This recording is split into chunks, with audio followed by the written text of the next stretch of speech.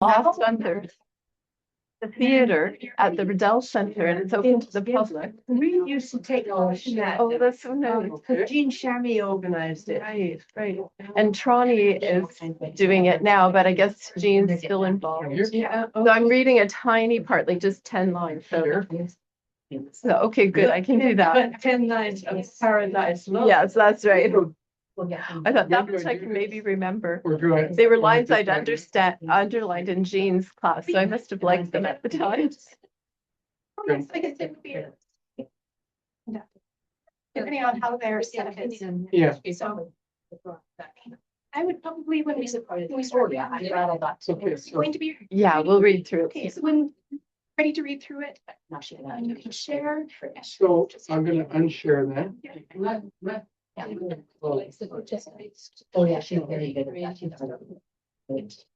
So, yeah. Have ideas, colors off. The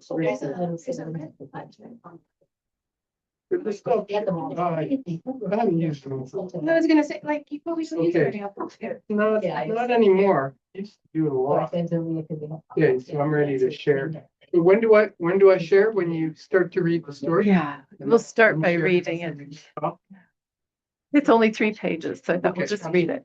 then I will make a. I need to sit over here. Alice Walker, I know that name. Can I do? She did The Color Purple. She's best known for that Okay. novel. Victoria. No, well, I don't think so. I think she's in the States. Oh, Yeah, but I don't even, I meant to look up if she's still living. I think she is. See. She was in Jackson, Mississippi. Oh, that's a Yeah. long time ago. Yes. It's after. So it's this list. Anything. And that's why I said. Your house still really thinks that they. And in New York City for a time. Everything prepared. And I think we read this story with Barbara Much on Voice at one point. That was a long time ago, in the 90s.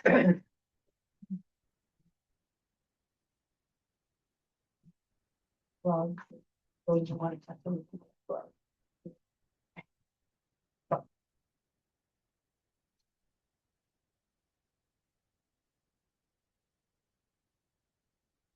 To show you. I'll show them later. But Exactly right. description. Everything else. Yes. Is there anything else It like? meant something when I was 11. wanna Yeah. speak Yeah. to? I remember pictures like that too. Yeah, That's kind of what you want to feel when you're little. you do. Yeah. I did. Yeah. The only thing would be to keep an eye on chat. Uh-huh. So I like to keep the chat open. You will see a little notification. Oh, Oh, sorry. it was on. Okay, so There you go. Yeah. You've got it. It's just keep an eye on chat. Yeah. Especially when you're sharing. And at the end, when I need to close everything up, I know it's. I know it's talking about. end The meeting. meeting and I'll end the Or recording. his Brenda said. Okay. Yeah, my sister and I. And where are you if there's a real? She and her sister were always getting a pair of those for Upstairs. Christmas in this. Yeah. But once. Between the toes. I found they kind of irritated my toes with the seams, Yeah. but my sister loved them and she wore them all the time. And she even had some that said left and right on the toes. You know? I Tiffany, how strange. Yeah. So this year we took twice as long. Really? Well, some people thought me should be like thin. That's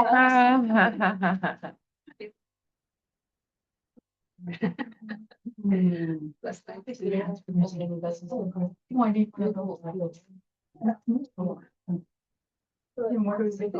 Are you hanging on? Oh, yeah, I am. I'm, It's just negligent. yeah, I'm very negligent. He's multitasking.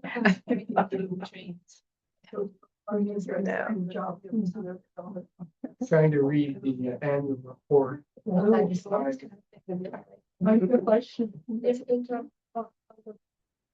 Feel like I should sit on something so I can See the back row. Yeah. See the back row. What's called pro cop. Maybe getting ready.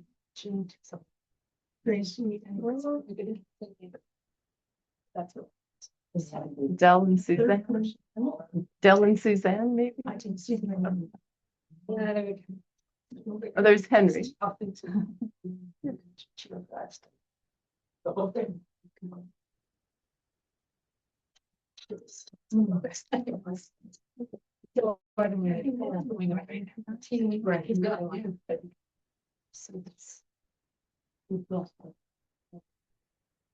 Mhm.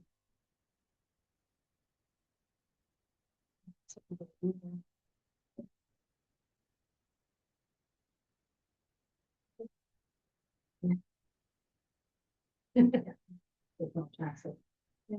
Why they have it? The things were fairly good. Good. Yeah, it was Steve, I don't know the kids, but I had Steve and, Ingrid staying with me. Wednesday. But here it's so it was with the choreos, yeah. That's so much. I Was really you in there when you can feel stable? yes, they were 7, but these kids, and the kids were great, but it was still responsible. Well, it's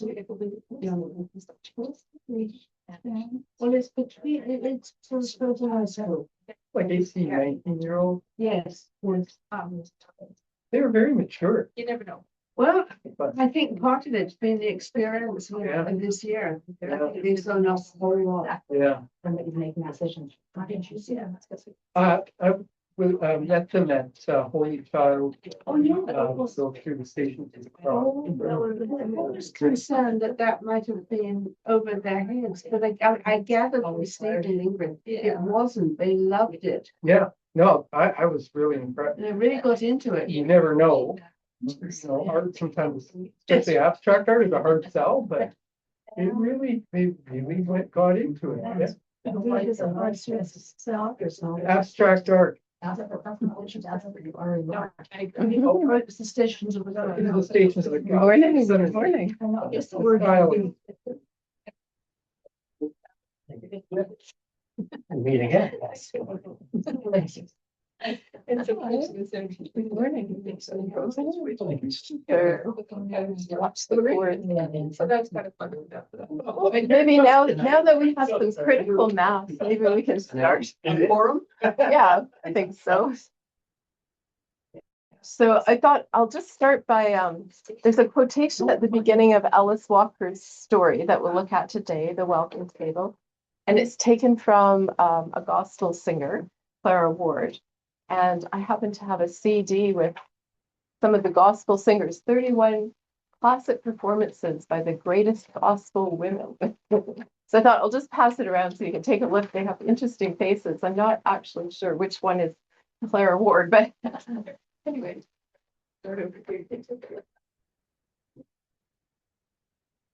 Right, but we will start by reading the story. The story is short, so I thought we might as well read the whole thing, and then we can delve into talking about it. Good morning, come on in. So Alice Walker, you might have heard of her. She wrote The Color Purple. So she won awards for that, and it was made into a film. And this is one of her short stories. So The Welcome Table. And she starts with this quotation, but we'll go down to the first paragraph. The old woman stood with eyes uplifted in her Sunday go-to-meeting clothes. High shoes polished about the tops and toes.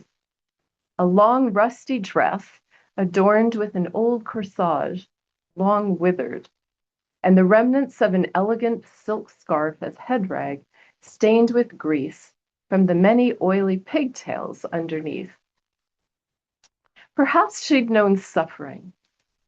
There was a dazed and sleepy look in her aged brown eyes. Blue-brown eyes.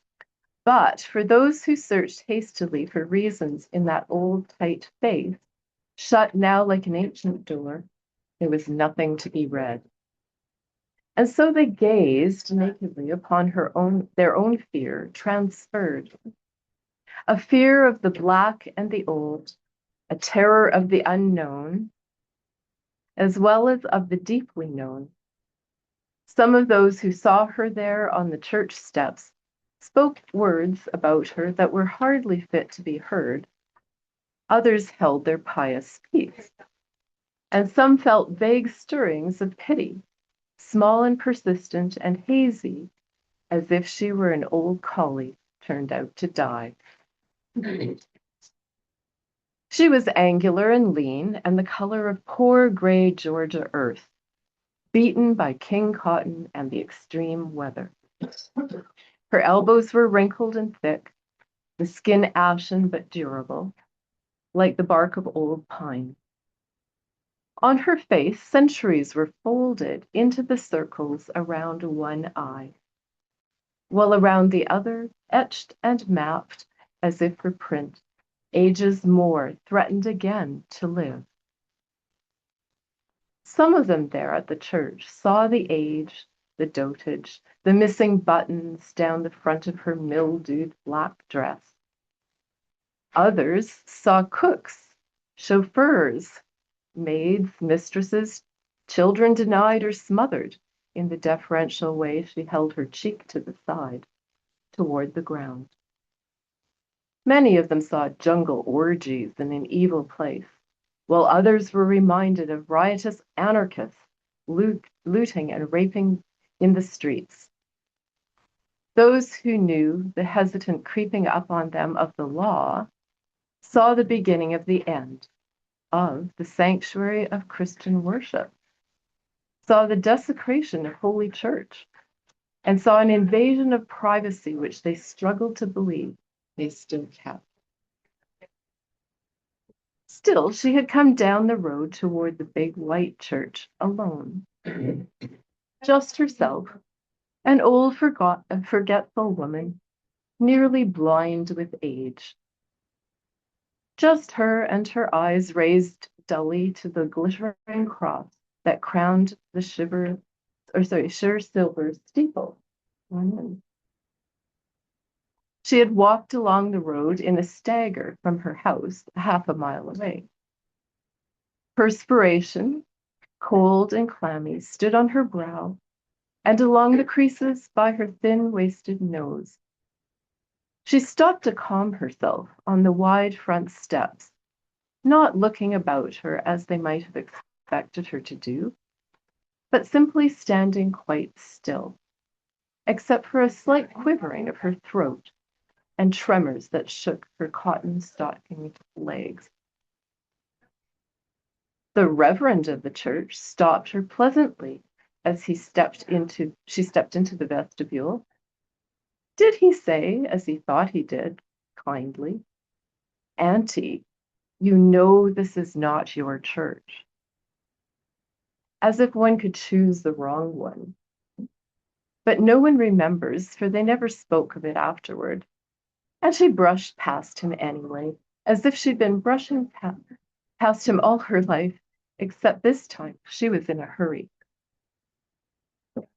Inside the church, she sat on the very first bench from the back, gazing with concentration at the stained glass window over her head. It was cold, even inside the church, and she was shivering. Everybody could see. They stared at her as they came in and sat down near the front. It was cold, very cold to them too. Outside the church, it was below freezing and not much above inside. But the sight of her sitting there, somehow passionately ignoring them, brought them up short, burning. The young usher, never having turned anyone out of his church before, but not even considering this job as that, after all, she had no right to be there, certainly, went up to her and whispered that she should leave. Did he call her grandma, as he later seemed to recall he had?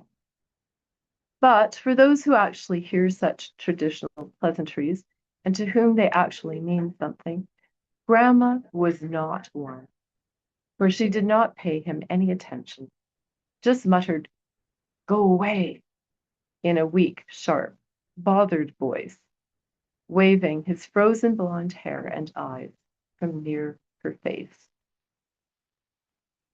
It was the ladies who finally did what to them had to be done, daring their burly, indecisive husbands to throw the old colored woman out. They made their point. God, mother, country, earth, church. It involved all of that, and well they knew it. Leather bagged and shoed, with good calfskin gloves to keep out the cold, they looked with contempt at the bloodless, gray, arthritic hands of the old woman, clenched loosely, restlessly in her lap. Could their husbands expect them to sit up in church with that? No, no, the husbands were quick to answer, and even quicker to do their duty. Under the old woman's arms, they placed their hard fists, which afterwards smelled of decay and musk, the fermenting scent of onion skins and rotting green. Under the old woman's arms, they raised their fists, flexed their muscular shoulders, and out she flew through the door, back under the cold blue sky. This done, the wives folded their healthy arms across their trim middles and felt at once justified and scornful.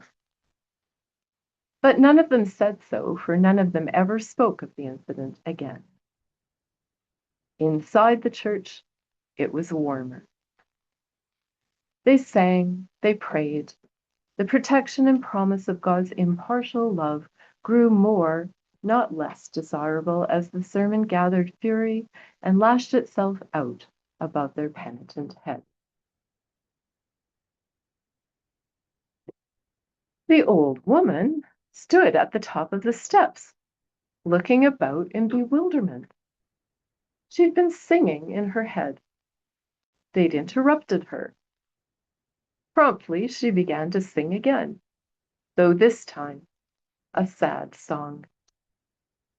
Suddenly, however, she looked down the long gray highway and saw something interesting and delightful coming.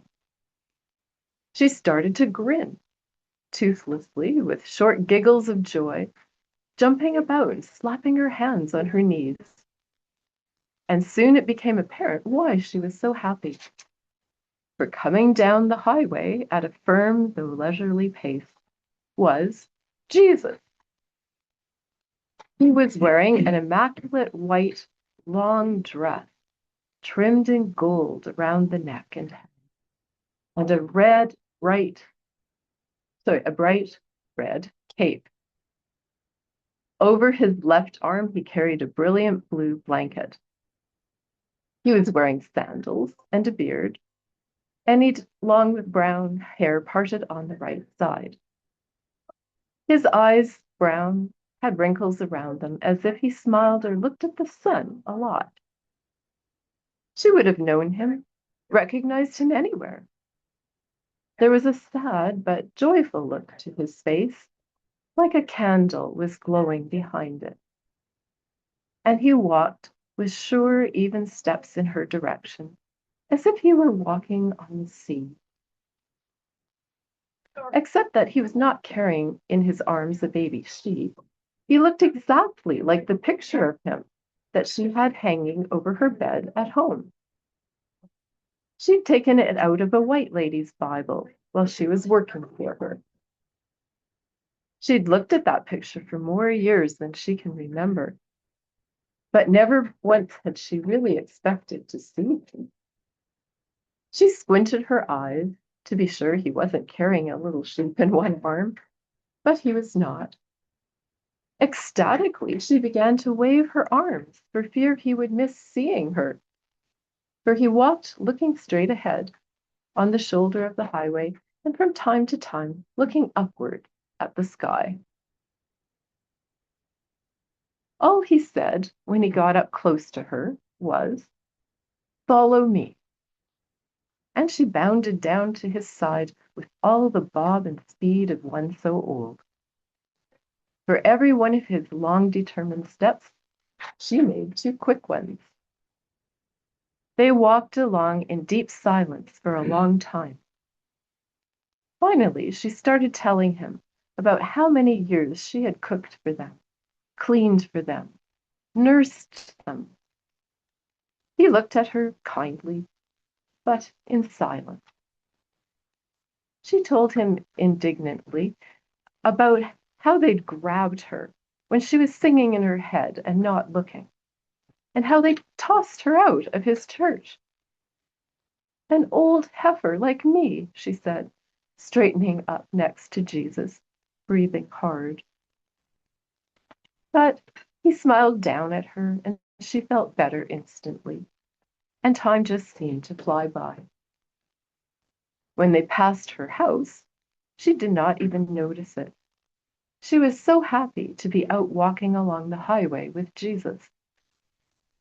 She broke the silence once more to tell Jesus how glad she was that he had come, how she had often looked at his picture hanging on her wall. She hoped he didn't know she'd stolen it over her bed, and how she'd never expected to see him down here in person. Jesus gave her one of his beautiful smiles, and they walked on. She did not know where they were going. Someplace wonderful, she suspected.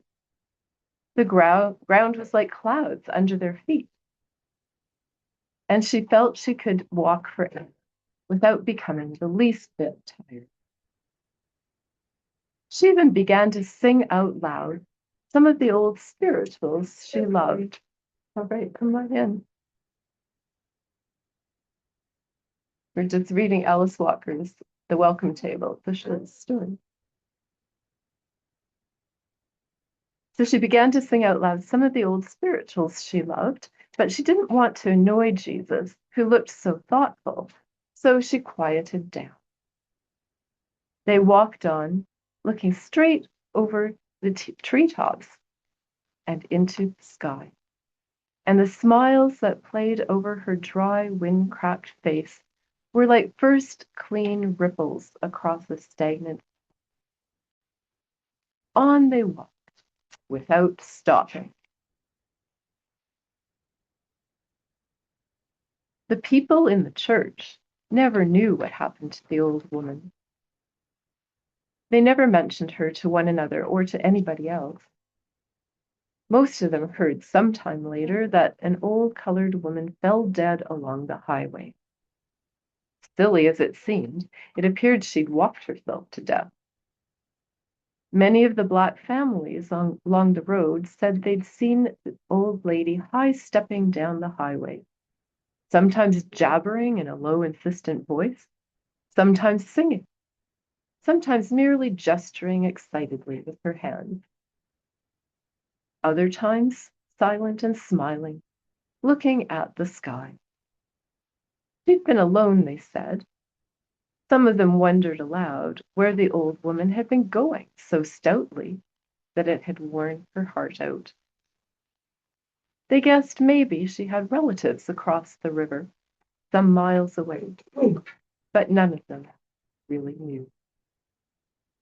Oh, So if we go back to the beginning of the story, I was mentioning at the beginning that she starts by quoting a spiritual, African-American spiritual, a gospel song, and she dedicates the story to Clara Ward, who was a gospel singer. And that CD case I was passing around with 31 gospel women singers. When you listen to it, a lot of the recordings sound very scratchy, like almost like old records, vinyl. But in fact, a lot of them were recorded in churches because a lot of these women weren't actually paid singers. Some made careers later, but A lot of them were recorded in churches, especially in the American South. So she begins by quoting Clara Ward, one of her songs, and it says, "I'm going to sit at the welcome table, shout my troubles over, walk and talk with Jesus, tell God how you treat me one of these days." Alice Walker herself admired the gospel singers, the African American singers, and she puts this quotation at the head of her story as a kind of context that she gives to us to read the story in. And anyway, I wanted to think a little bit about that and just think she used in the quotation from the song, and it uses the welcome table as one of the main images. What do you think the welcome table stands for? Or what does it suggest to us? Should be our church. Okay. So can you elaborate a little bit? In as much as we should not turn away, we should say Jesus invited his followers to his table. And even though he knew that there was a betrayer there, he welcomed them all. Interesting. Yeah. So the reference to the Last Supper. That's what I was kind of thinking. Yeah. To the communion table. As it's Very much communion. That's what I thought. good. Any other thoughts? The parables of the banqueting table. Yeah. For to go and invite people, and then some didn't want to come, and so then they, in the parables, some was told to go up to the highways and byways and Right. tell them, yeah. Very much so. So here we have the highway with this Yes. old woman on it, but the reference is that God welcomes all in, whether or not I suppose we do. When you think about the communion table and its welcome, I mean, the communion table is itself just a foreshadowing of the wedding supper of the Lamb that's referred to. I mean, when you think of welcome table, that's what comes to mind for me, is that's the ultimate welcome table, right? Exactly. So it's a present hope and also a future hope, right? With the hope of heaven. So it's linked to that. I also think of I don't know the exact wording of it, but the idea that you should, when there's, you should not build higher walls, but a longer table. So, To make room. yeah. I'm unsettled by the name of it though, based Are on the you? story. Yes. If any of that is right. You're right. In the story, it becomes a little ironic because we see there's a disconnect, a dissonance between that hope and that image of welcome versus what actually happens for this old woman in the But story. it's also right there in the spiritual. I mean, I'm guessing that that how you treat me is coming from the voice of the slave to the master or to the slave owner. Yeah, in that African American Yeah. tradition, Yeah. right? So there's that kind of double focus there, right? And one of the editors of the book that I'm using, Listening for God in stories wherever we find them, we have the description that Walker is giving us this context to read the story. She invokes an ancestry or a history of resistance and a sisterhood of Black foremothers who kept the race alive. And likewise, she foregrounds the importance of spirituals, reminding us of that great musical tradition that empowered Blacks first to resist slavery and then to survive its ongoing consequences. So, and Alice Walker was very clear that that's what gave her hope in her life. We don't know for certain, if she, what her faith might have been like, but she said that for her felt like her inheritance. And that's what gave her hope. And she honored that tradition in her writing. She's the one who wrote Alice. She's the one who wrote Color Purple. Yes, she did. That's right. That's right. So she's very consciously using that history and invoking it at the beginning of this story. So this story at the end well, I had to look it up, I guess. It was published in 1970. So if we think of the social context at the time, what was Yeah. going on in the 1970s, 1960s, the civil rights movement. So she's writing consciously in that context as well. Right. So then we have the description when the story opens of this old woman. And do we ever learn her name? No, which is interesting. Why do you think that might be? She's anonymous with all of us. Yeah, she kind of represents something larger than herself.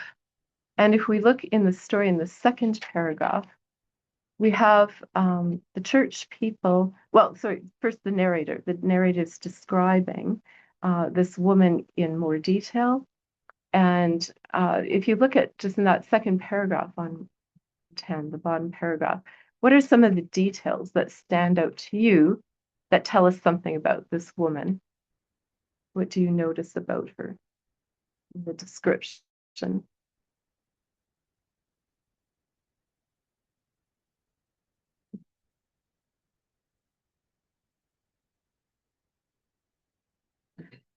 Very old. These old, yeah, sorry? There's a lot of ties back to the earth, so it's talking Yeah. about like the earth, the extreme weather, remarkable pines, That's right. So national baptism, the French. A lot of that. yeah, so she's really rooted to place in Georgia and the history of that place. She's if weathered and those kinds of words come out, she's had a hard life. Anything else that you noticed? She's also natural, tied to the earth. The images that she brought up in the obviously white people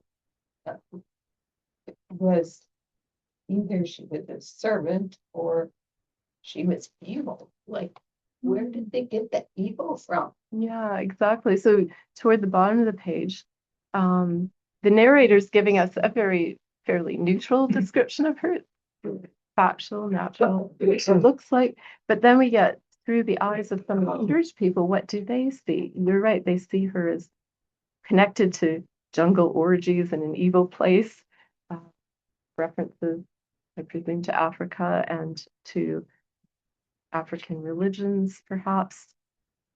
They see, you mentioned, what did you mention? Servants, I think? Yes, the list of things that she might have been. Right. Chauffeurs. Yeah, cooks, chauffeurs, maids, mistresses, maybe nurses to children. So people see her in those contexts. It seems as if they see her as representative. I mean, she's not named and they don't see her person, but she represents a whole mess of things that are named there. And, you know, and I think that Sharon says there, some of them are good things in the sense that, you know, she cleaned houses for them, she took care of their babies. And, so she, this was a symbolic black woman, did all those good things, and yet they see all this evil and all she's representative of a whole bunch of things. Yeah. And she's a symbol of change too. Yes. At the very last Right. sentences in that paragraph of the change of their way of life. If she's come to invade their sanctuary, their liberal sanctuary, that they have. Very much Place. so. Very much so. So they think of the past, which they don't think about entirely consciously, perhaps, and don't like to think about the history of enslaved people. And also, you're right, Heather, that if we look at the last sentence on 110 to the top of the next page, those who knew the hesitant creeping up on them of the law. So in the context of the civil rights movement, even laws were changing. They saw the beginning of the end of their church as they understood it, and invasion of their privacy, their rights, their individual rights and privileges, maybe even property rights. So when they see her as representative, as Henry said, and maybe even connected somehow to some vague evil. And what are they transferring onto her? They're not seeing her as a person, they're seeing some reflection of something else.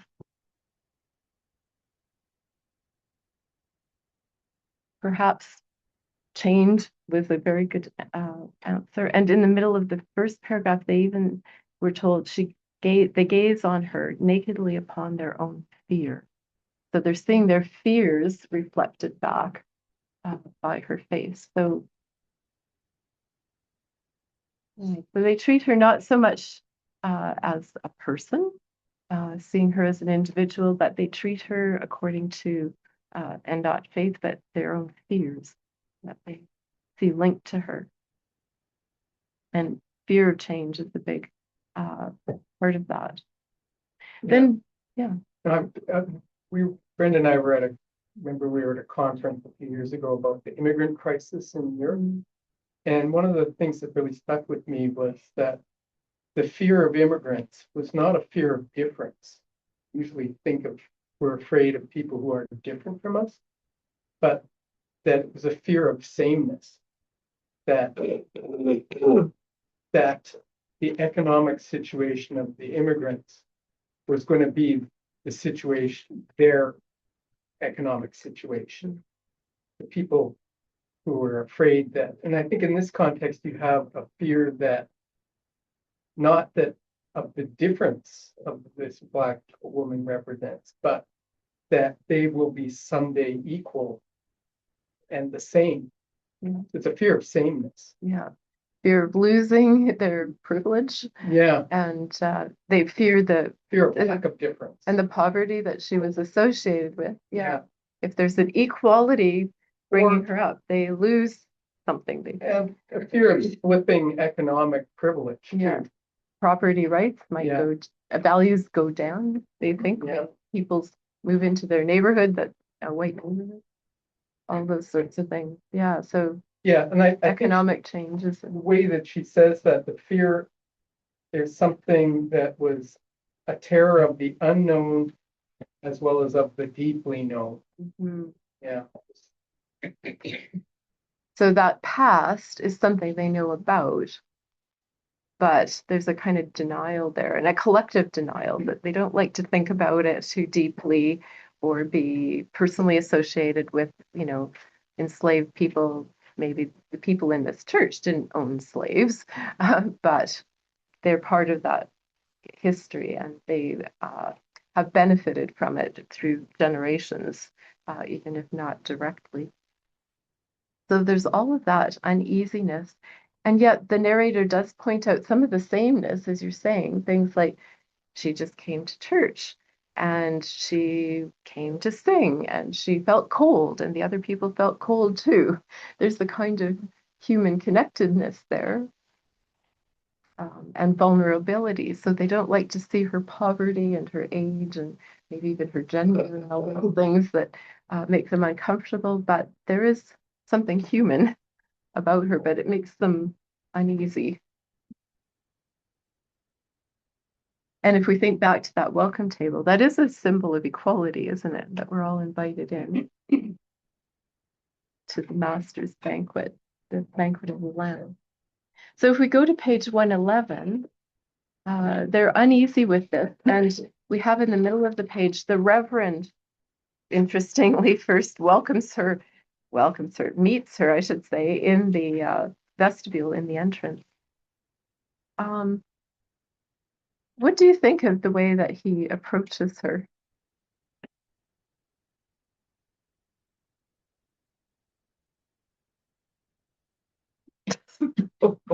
I just keep thinking these people are going to be really sorry if they make it to heaven, because it won't be like they wanted it. Yeah, it won't be the way we expect, maybe. They were a little surprised that he spoke to her that way, but did he say that they thought he did? Kindly. Or maybe they were expecting him to be a little more kind. Maybe, or maybe he claimed that he Yeah. only They spoke just to how they her polite. remembered it. He spoke to They're assuaging their guilt. Yeah, They're all thinking, should have fucked. maybe. And if he was polite, it didn't change the fact that, he did Children. Yeah, hint that yeah, this is not your church, right? you belong here. Yeah. So politeness is a false politeness here, and people don't want to acknowledge it. So they claim, oh, well, called her aunties. Um, so there's that uneasiness and suggestion of guilt underneath. And then the next paragraph we have the usher too. How did he treat her when she came in?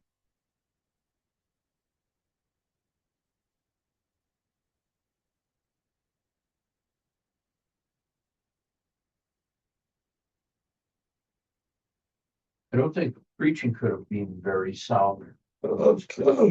Mm, As it's reflected by the congregation itself.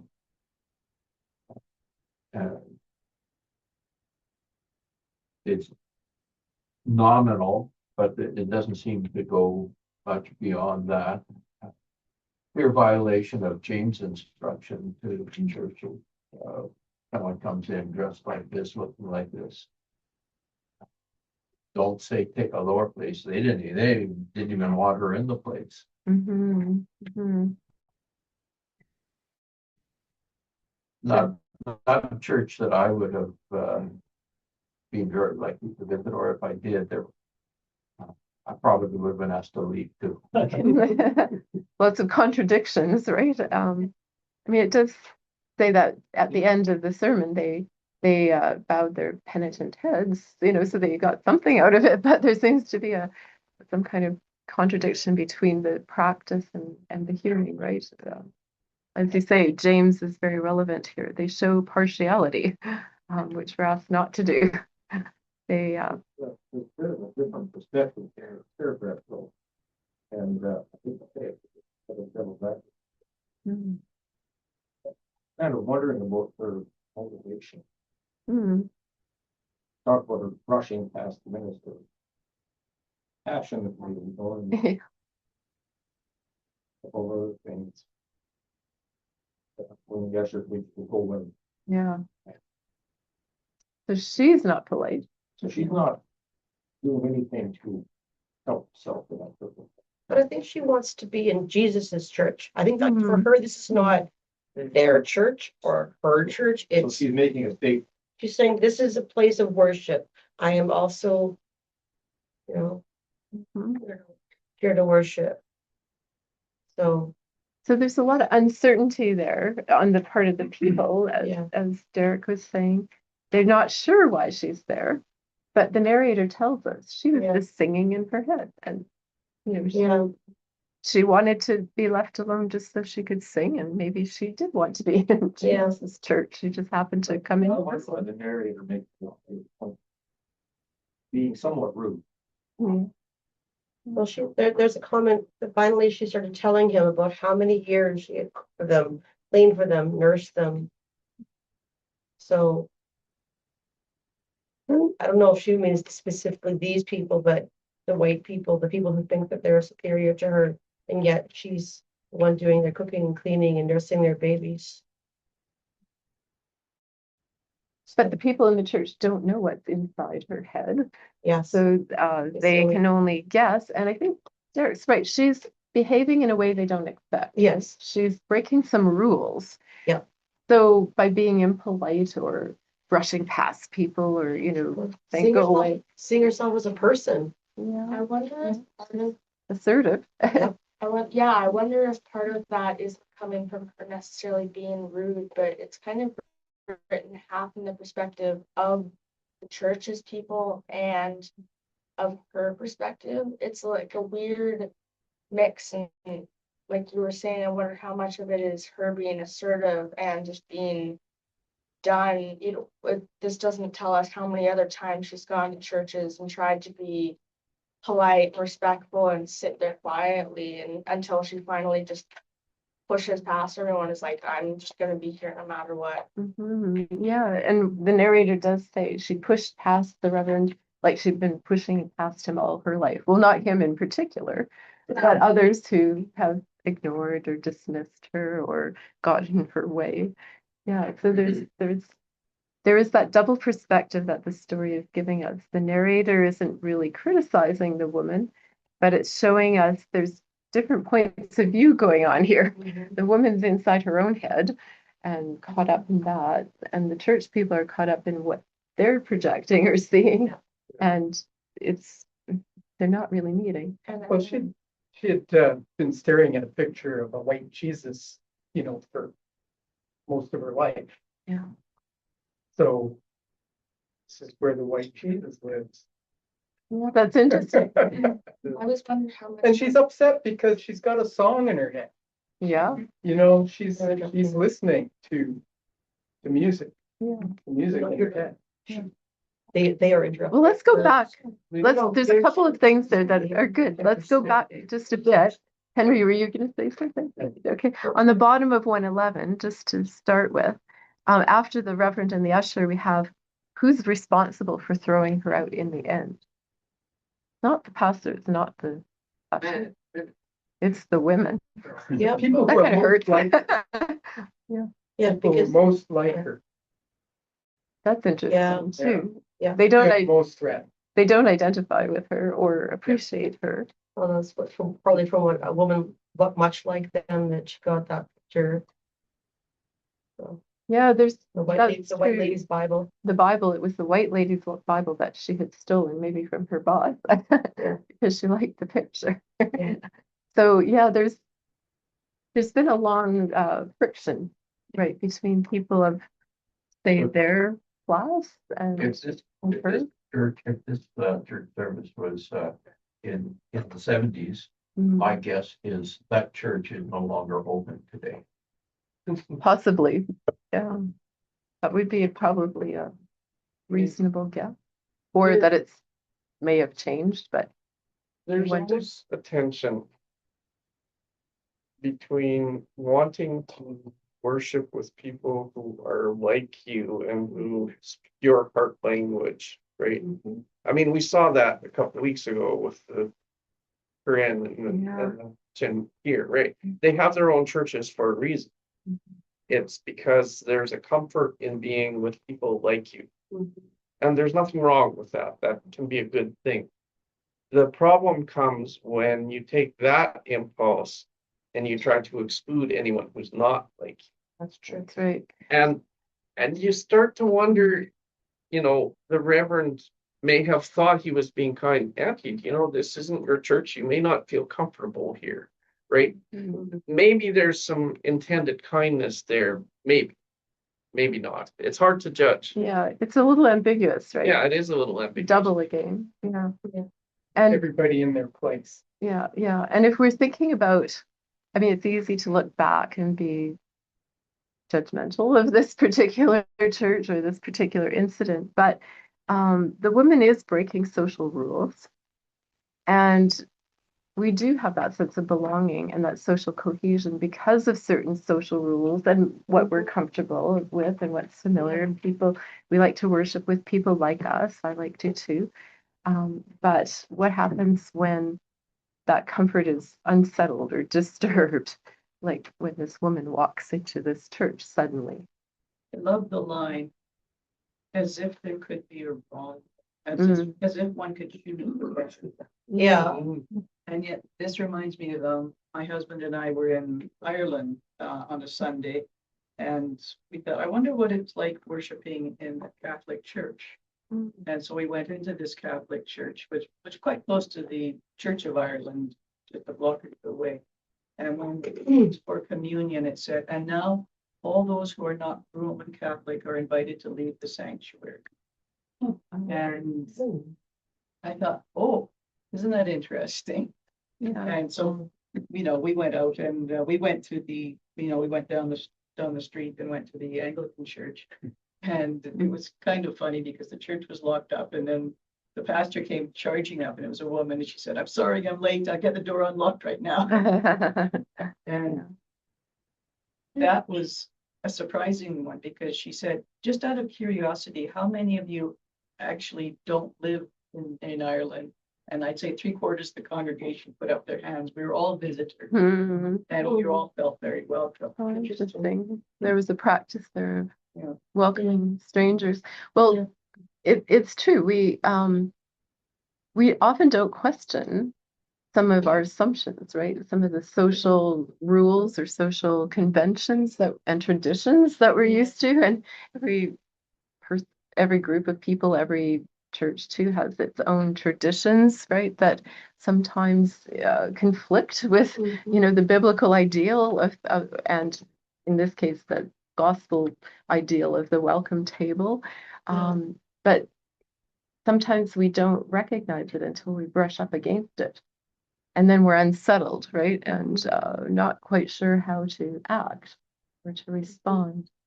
I remember we were part of a church in South Africa where the congregation was ethnically mixed. But it had been had been a very slow, this was already 20 plus years after apartheid, and the shift to becoming more ethnically integrated was a very slow and I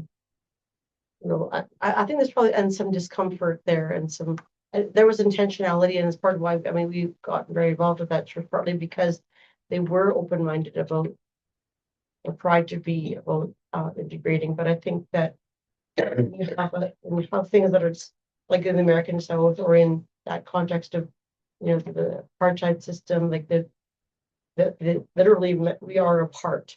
Like that's what apartheid literally means, part being, Yeah. So and this so this kind of racial divide, it's very it changed, but it's not over. Oh, no. And there are many different kinds in different places.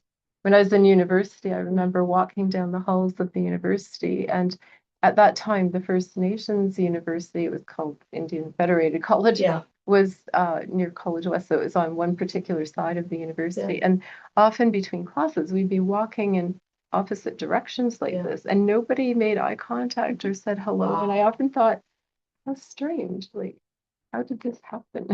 I remember some of the conversations we had with people there, and I think in some ways it was more difficult for the Black people of that church who had not been original part of the congregation to feel welcome than it was for the white people to try to welcome them.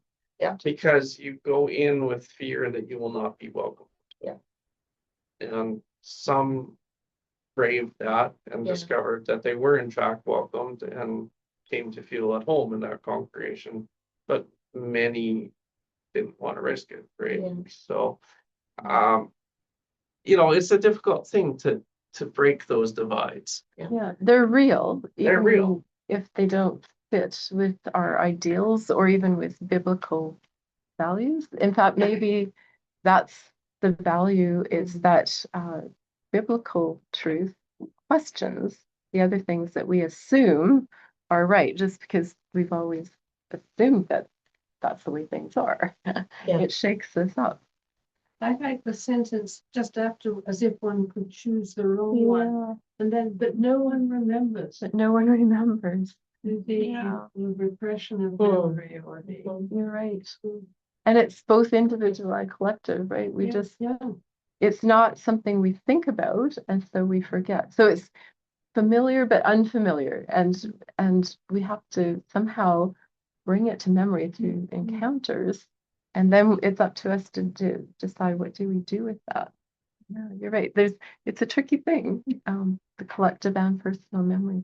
Well, let's go to page 112. We do have that the picture she has of Jesus when he suddenly appears is this, it conforms to her image of what she had in the White Lady's Bible. This was my children's Bible, the box of it I got when I was 12. It also has Jesus, the good shepherd, which I love. But, he does have the short brown hair, and he's holding the little lamb, and he's got the little robe and the white long dress, as the book describes here. Yeah. You can pass it around if you want to. Sure. I think that's very much like the, Usually pictured with the blues. Yeah, this one's got blue. And that's got red. Yeah, and that one in the story, it describes a blue scarf around him. So you're right. So sometimes we're influenced by these things subconsciously. We're not Yeah. fully conscious of them. We absorb them through culture, right? These, and there's an assumption there that this is a white Jesus, maybe for a white church, and maybe that's the church that's been presented to the old woman too. That Jesus's church is the white church, and she comes in. But I think it's most interesting that although she's thrown out very unceremoniously and almost violently, she meets Jesus. She doesn't meet him in the church, but she meets him outside the church, ironically. And if we look at the bottom of page 112, his reaction and hers are interesting. He doesn't ask the people in the church to follow him. He says to the old woman, "Follow me," which is interesting. What do you think of, or what do you notice about how first she responds to Jesus and then how he responds to her? How does she respond to him when she sees him? I really quite liked this because she bounded down to, you know, after kind of being really decrepit, suddenly Yeah. she's full of energy. Yeah, Like a little child. yeah, and eagerness. Yeah, Yeah, yeah, and almost restored. yeah. Yeah. Interesting. Yeah, Like she's the little sheep suddenly yeah, when he was carrying. yeah. And what does she say to him? Everything. Trouble. Yeah, it's like in that quotation in the spiritual tells him all her troubles and how she was treated, how they threw her out of his church. They tossed her out, an old heifer like me. What do you think of how Jesus responds in the story? How does he respond? I'm annoyed Yeah. because he doesn't sort of condemn. Are you? I want there to be some justice. Yeah. I've seen too many marble. Yeah. Go in and correct That's not church, right? That's like a fire or something. the. Or even if there's just nothing that Jesus said sort of gives the reader anyway, the knowledge that, I mean, I guess it's inferred that what they did was very wrong, the white church, but Jesus doesn't say that what they did was wrong. That's my- Yeah. Does he show by his actions in any way? Go far away from the church. The only thing it really says that he looked thoughtful, so thoughtful. That's still annoying. So could we read it from her reaction, how she received? She is comforted and she accepts the gift that's given to her specifically. Yeah. Which I guess takes her to heaven. I like it that he does just look at her very kindly and that he smiles and it looks like he's been looking at the sunshine a lot. So she's warmed and comforted. Anything else that you noticed in either of their responses? Most of the time, he just looked at her and smiled beautifully at her. Didn't actually make any comments. He was just loving, accepting of. Hmm. Maybe that was what she was looking for all along. So, although we know Jesus corrected his disciples and certainly the Pharisees of his time, here he's giving her maybe what she needs in the moment. She's seen and she's recognized by Jesus, I guess, in a way that she was in church. Yeah. And she's fully, I mean, and he is fully present with her. Interesting.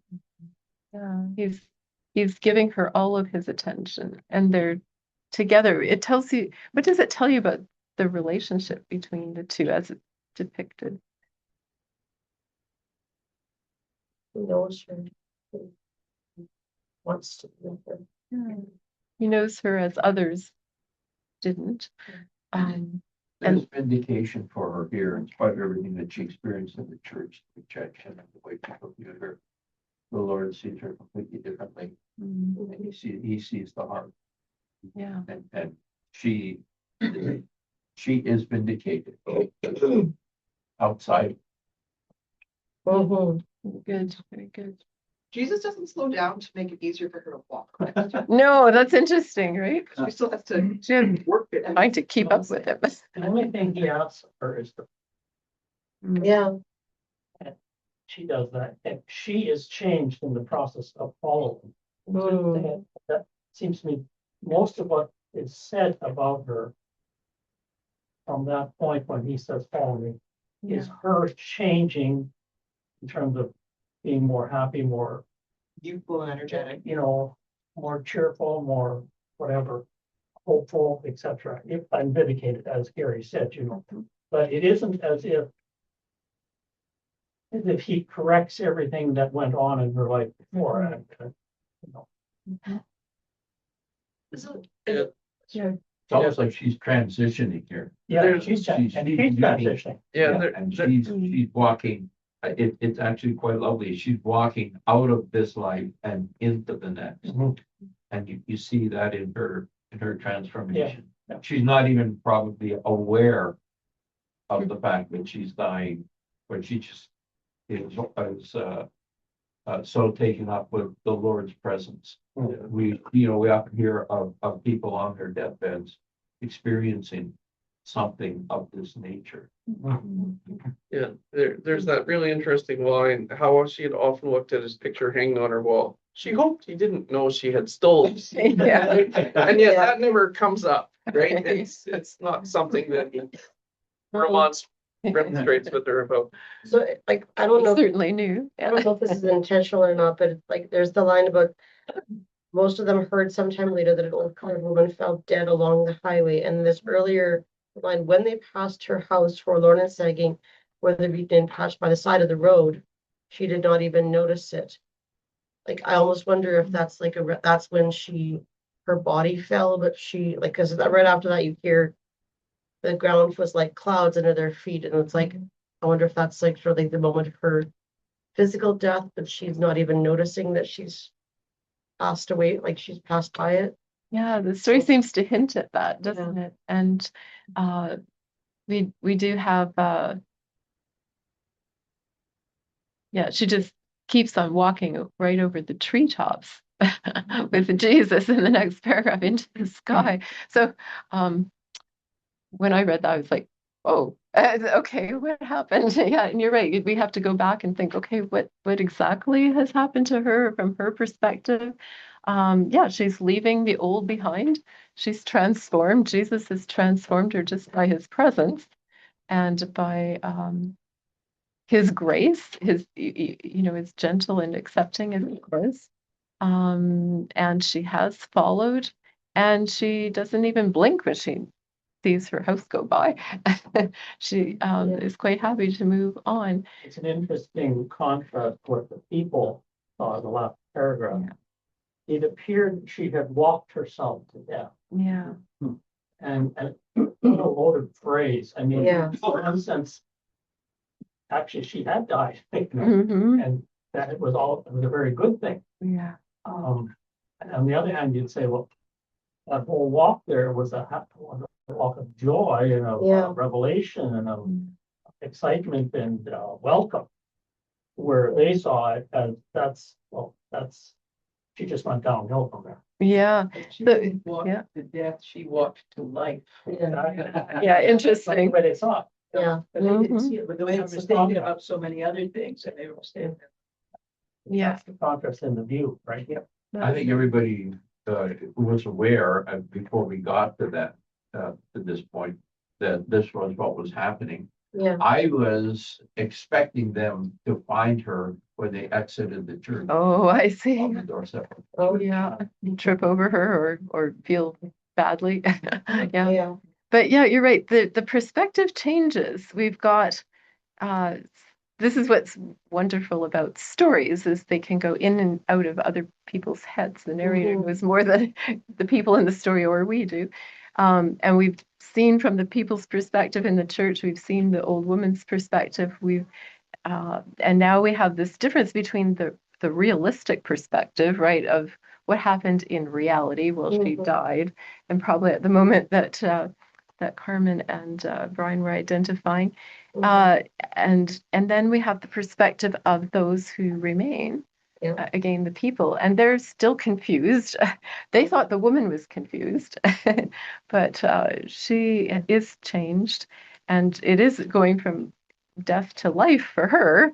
But for them, they see it. It's even the tone is judgmental, isn't it? She walked herself to death. Yeah. She walked so stoutly that she'd worn her heart out.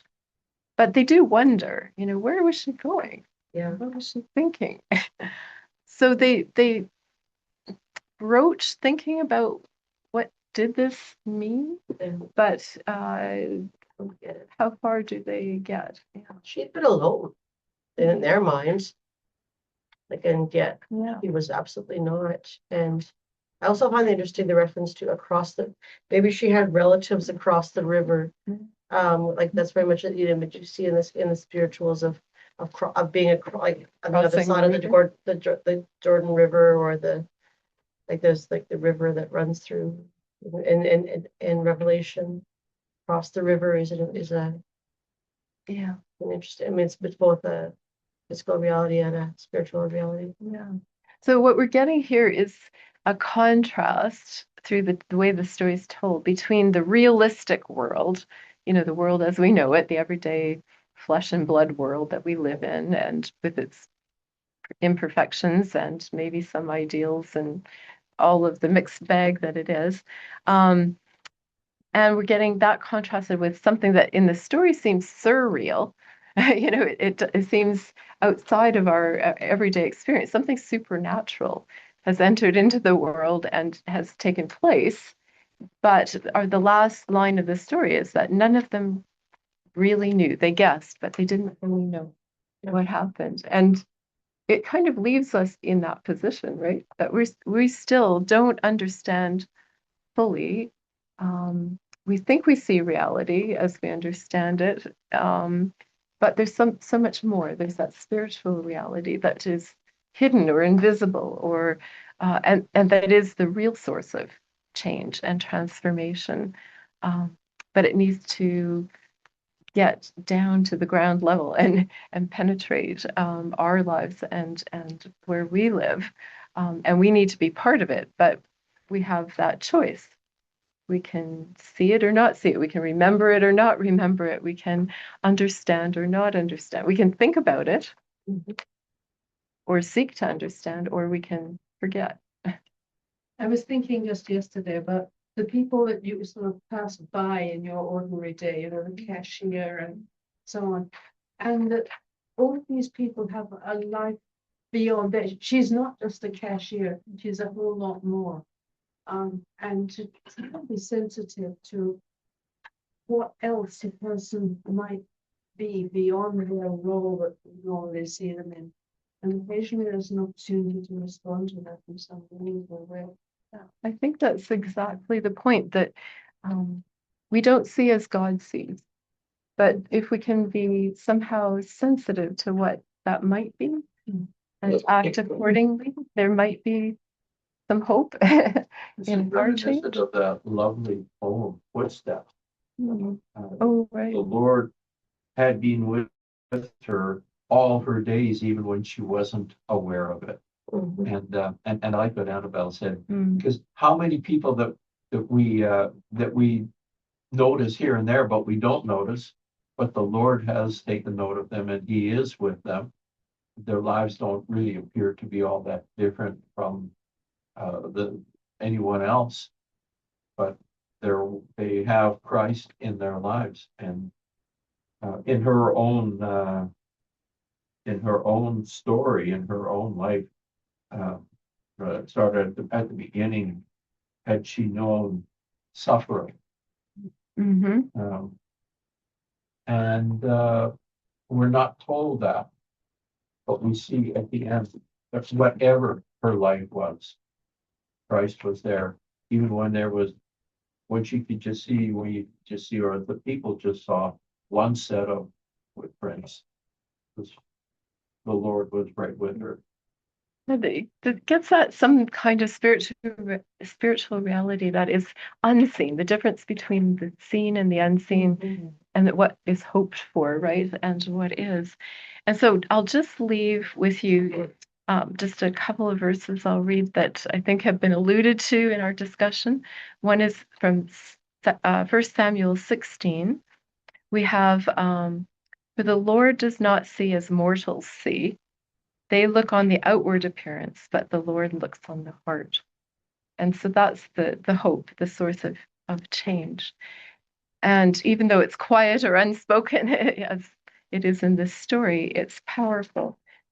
And then we have the allusion to James 2, verses 1 to 5. My brothers and sisters, do you, with your acts of favoritism, really believe in our glorious Lord Jesus Christ? For if a person with gold rings and in fine clothes comes into your assembly, and if a poor person in dirty clothes comes in, and if you take notice of the one wearing the fine clothes and say, have a seat here, please, while to the other who's poor you say, stand there or sit by my feet, have you not made distinctions among yourselves and become judges with evil thoughts? So there's a challenge in this story to do exactly what many of you were saying, and Annabelle put so well, to see people as more than what we're used to seeing, and to see, or at least question in our own minds, how might God see this person, and what does that mean for how I respond? So I'll leave you with that, and I'll just close in prayer. Lord, we thank you for stories that challenge us, and for our reflections together. We find more meaning as we think together. And we thank you for the hope that you give, and for the transformational power and saving grace that you bring into the world now. And that's our hope for the future as well. We ask that you would come, Lord Jesus, and bring us that equality and that change and growth that we so desperately need. In the name of Christ, we pray. Amen. We have one more week. So next week, we will look at Annie Dillard's story, Field of Silence. And it's about a meditative kind of approach. So that'll be a good way to end before Easter. Herman and I will not. Oh, okay. I'm sorry you won't be.